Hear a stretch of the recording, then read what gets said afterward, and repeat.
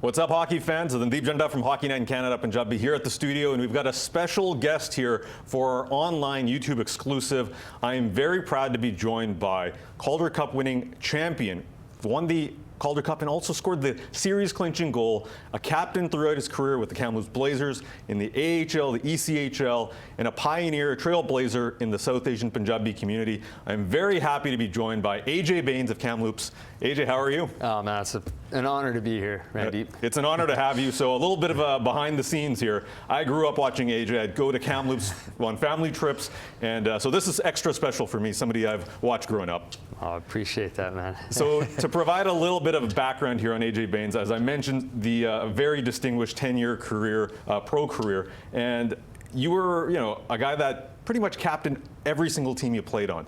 But how did you get started in the game of hockey? What was your first aha moment in hockey where you said, you know what, I want to play this game?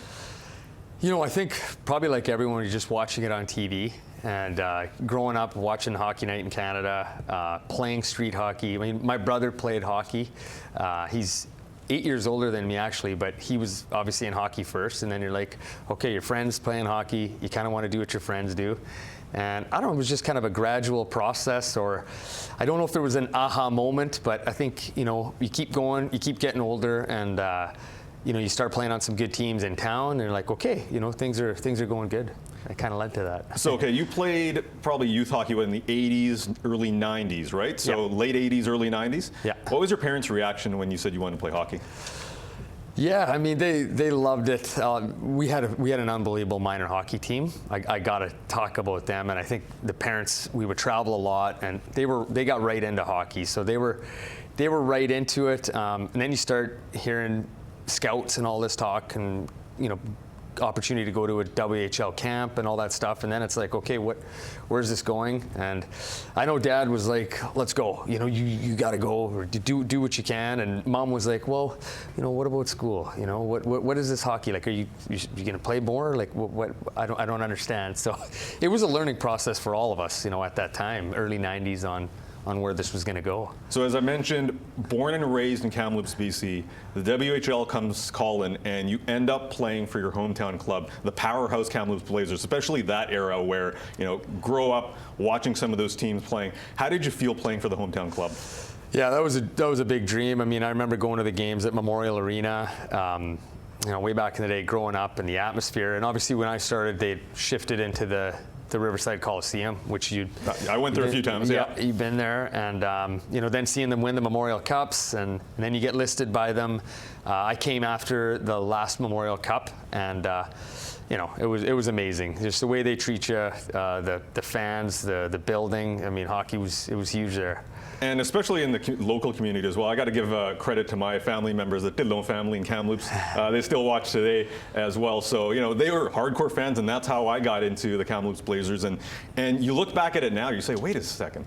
A Punjabi guy, a South Asian guy playing for a WHL team. At the moment, you see something and you're like, wow, that's special, but you're a kid. You're just seeing a guy play a game, and that's cool. 14 years later, after your retirement, now looking at not only the junior experience, and we'll get into the AHL experience because that's pretty cool too, but 14 years later, do you look back at your career and say, it was special, representation when we talk about the game of hockey, just what you were able to do in the pro level, but even the WHL level at that point. Yeah, it was cool. It was, it's funny. I never really, when you're playing and you're with your friends, you don't even think about that stuff. You really don't. And looking back, and I mean, growing up, seeing Robin Bauer, I mean, he was playing in Kamloops at the time too, which was incredible. I remember I got to meet him after the game, and I was 6 years old. I still remember it, and he was one of the best players on the Blazers at that time, with Robbie Brown and Greg Hoggood and all those guys, Mark Recchi, and his parents were at the game. Mom and dad were at the game too, and they were chatting with them. They knew each other from back in Cowichan Valley when my dad had first come to Canada. So there was kind of a connection, and then you see Robin. I mean, he was huge. He had the movie star hair and everything, and it was cool. And looking back and getting to getting to see him now and some of the others, it was just, I haven't really had time to kind of look back a whole lot. You get so busy with other stuff, and like I said, 14 years is a long time ago, right? Well, we're going to help you do that, because celebrating, those people that came before us in the game of hockey is something that we love to do here in Hockey Night in Canada, Punjabi. And 2007, let's kind of fast forward there from your junior days.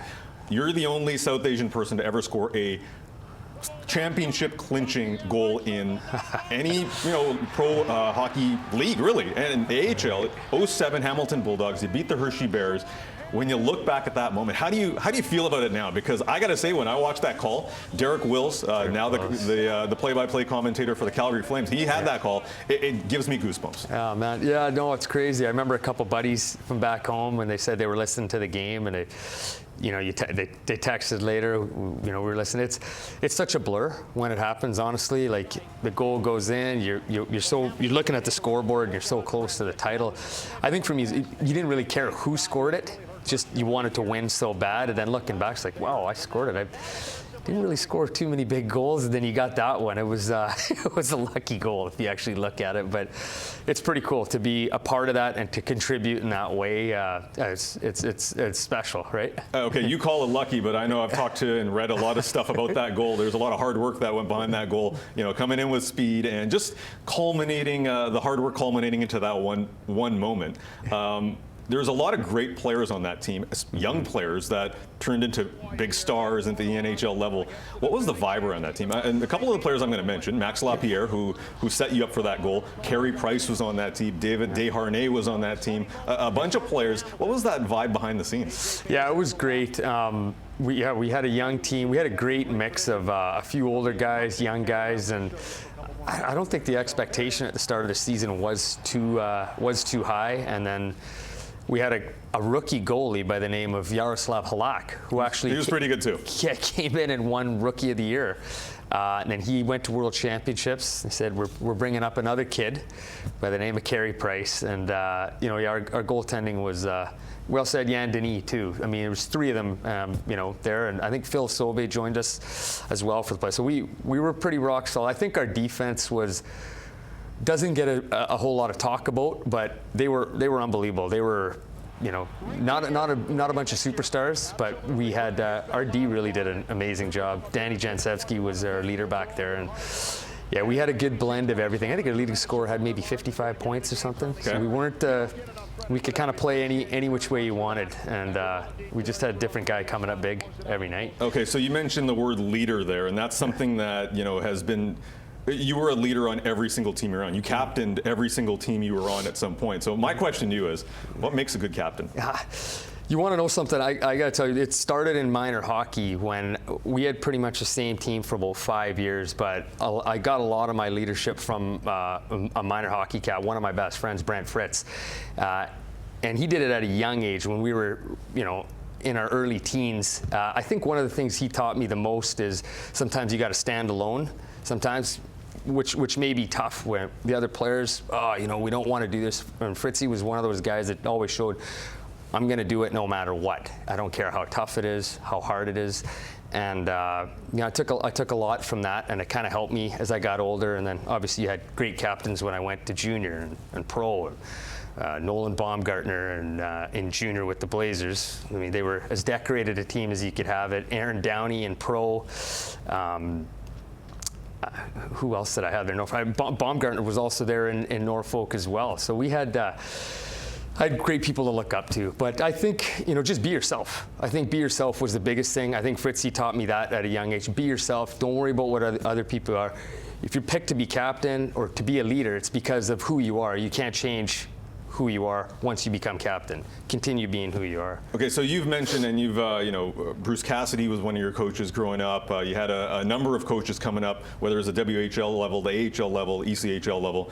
Who was the coach that really, and it could be junior, who was that one coach that you think provided the knowledge and really that belief that helped you become a pro player, and that consistency, and that was able to achieve that pro status? Yeah, I think there was two coaches. In junior, Mark Abscheid was a huge part. He taught me so much in junior. My last 2 years in Kamloops were, and then he he helped me just adversity. I think, you know, when things are tough, to push through, and then Trent Yanni in the pro ranks, who Mark and Trent actually had played with each other, and I kind of how the connection, how I got a shot into Norfolk when I was young, and Trent was just an amazing coach, amazing guy. I think it started with them, with their amazing guys, and then hard work, and like you said, be yourself, and when things get down, you know, it's not the end of the world. You got to push through it, right? So they both impacted me a lot.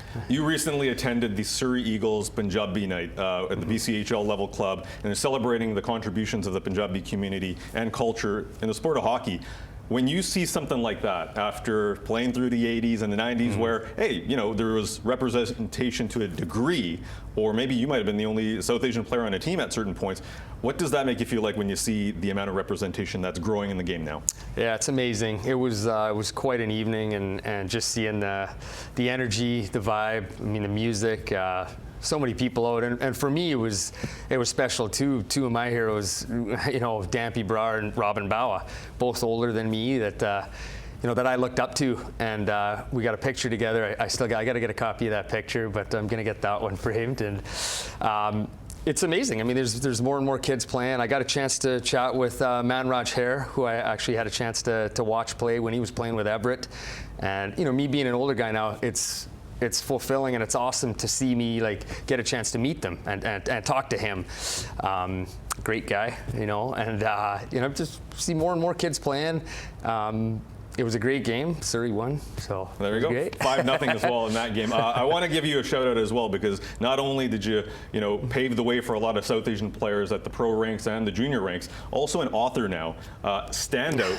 We've got the True Story of Hockey Hero Ajay Baines, which is a great book that you've co-authored with Sean Campbell, and you can find this on Amazon.ca. Go make sure you find it. The story of you, and you've got you know, you were diagnosed with diabetes as a teen, and working your way through as an athlete, understanding and managing the game of hockey, and you as a person. Like, what did this project mean to you when you're telling your story of being diagnosed and, you know, still having fun and living out your dream in the sport of hockey? Yeah, it was awesome. I mean, Sean, one of my best friends too, he's written a few books, a few children's books, and he'd approached me, I want to write a story about you and your hockey career. And I was a little, you know, kind of shy about it. And then he said, how about we do it in a children's style? And then it was kind of like being a father now. He's like, you know, I'd love for your kids to be able to read it. And I was like, that's kind of cool. So we did it. And yeah, I mean, to help kids with diabetes, I got it when I was 16. I see some kids at my daughter's school now, you know, they're 5, 6, 7 years old, and they have diabetes, and you're seeing like, oh man, that's young. I was at least old enough, but I think one of the positives for that is by the time the kids are 9, 10, they're already dialed in. I made a lot of mistakes. I mean, diabetes is something you're constantly learning, and I had great teammates, great trainers, great coaches, and of course great friends and family with me that have put up with a lot of my carelessness and helped me along the way. But I think it's awesome to. I think I mean, Max is, you know, playing in the NHL. That's right. And Max Domi. You see players. I think I'm sure there's Capo Caco also has diabetes as well, and. You know, Mark Andrews, tight end for Baltimore. So you see elite athletes being able to do this, and it's encouraging. It says you can do whatever you want. I remember when I got diagnosed, I didn't really know too much about diabetes, and the first thing I asked the doctor was, "Can I play hockey?" And he just goes, "Have you heard of Bobby Clark?" And I said, "Of course." I didn't even know he was diabetic. So you get into that, and technology's evolved so much. I can't imagine what it would have been like when Bobby was playing. And you know, this is it's a great project. Thank you for producing this. And if you do purchase one, Amazon.ca, partial proceeds do go to Diabetes Canada. Correct. It's going to a great cause. So AJ, thank you for a couple of reasons. Thank you for coming into our studio. Thank you for your contribution to hockey and motivating a generation of players that were able to see you play in the time. You know, people that ended up working in media like myself, and just in general of. You know, we're hoping that this teaches a lot of people about you as well. There's a lot of people that maybe didn't watch the Blazers in the 90s, or maybe weren't hockey fans in the early 2000s, that they'll learn about Ajay Baines and say, man, this guy helped paved the way for what we're seeing now. I appreciate that, Randip, and it's been a pleasure for me to come and see you in action and get to know you through this process. Okay. Thank you very much, AJ. Thank you. Thank you very much for watching. We'll keep the exclusives coming. Until next time.